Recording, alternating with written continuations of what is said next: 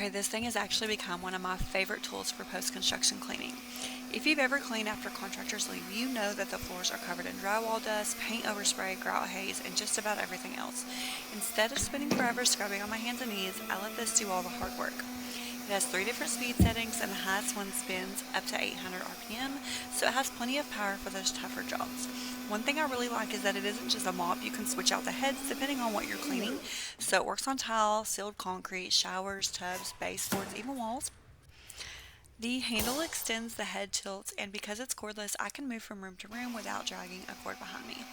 It also comes with two batteries, so if I'm working on a larger job, I can swap batteries and keep right on cleaning. As someone who cleans for a living, anything that saves my back and cuts down on cleaning time is worth it. And the other thing I wanted to mention is that grout haze that's usually on these post-construction cleans is kind of a pain in the butt, and you have to mop several times. So what I always do is vacuum really, really well, then I go in with this, and then I do a regular mopping over it to let this get all that grout haze and whatever is left on those post-construction jobs.